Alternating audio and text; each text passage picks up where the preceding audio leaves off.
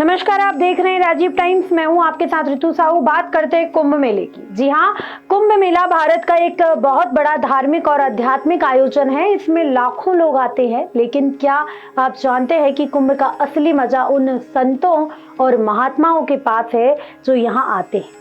इनमें से एक महान संत हैं श्री अनंतानंद सरस्वती जी। वे एक ऐसे संत हैं जो हमेशा पैदल चलते हैं और किसी भी प्रकार का वाहन नहीं प्रयोग करते।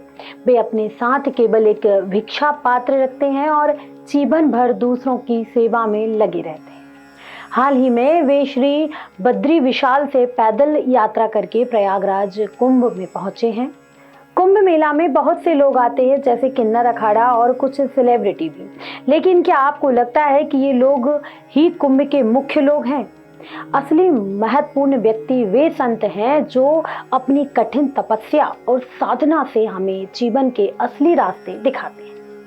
आजकल हम इन संतों की महिमा को नजरअंदाज करते हैं और सिर्फ बाहरी आकर्षण पर ध्यान देते हैं। एक और हम लोग किन्नर अखाड़ा, मोनालिसा की आंखें और तरह तरह की सेलिब्रिटी पर चर्चा करके उनको कुंभ का मुख्य व्यक्ति मान केंद्र बिंदु बना देते हैं। हमें कुंभ से ऐसे दिव्य संतों की महिमा समाज में पहुंचानी चाहिए, ताकि समाज में सनातन के अध्यात्म, सनातन के त्याग, सनातन की तपस्या की जानकारी लग सके।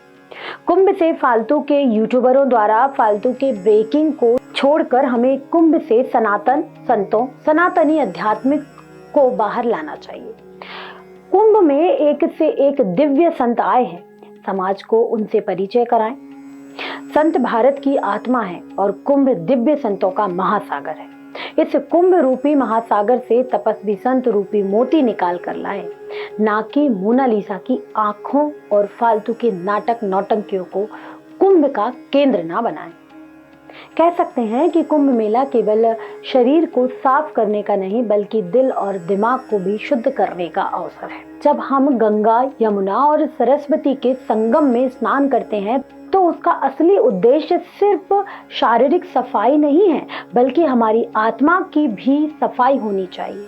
हम जब कुंभ में आते हैं तो हमें संतों से यह सीखने का मौका मिलता है कि कैसे जीवन में त्याग, तपस्या और साधना करनी चाहिए। हमें कुंभ मेला को केवल मनोरंजन का माध्यम नहीं समझना चाहिए, हमें इसे एक आध्यात्मिक आयोजन के रूप में देखना चाहिए।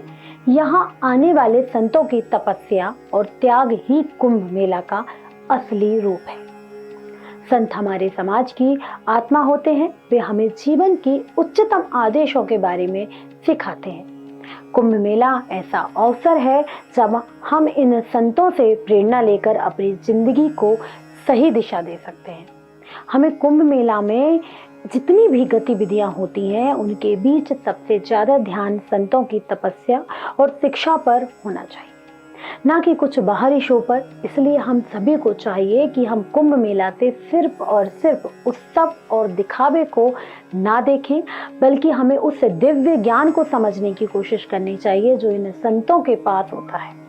इन संतों की असली तपस्या और त्याग ही असली कुंभ है।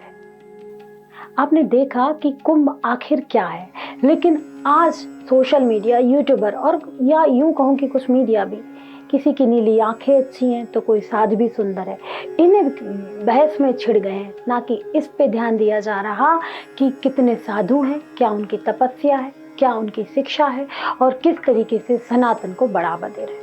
आपको ये खबर कैसी लगी? आप हमें कमेंट करके जरूर बताएं। मुझे यानी ऋतु साहू को दीजिए इजाजत। नमस्कार।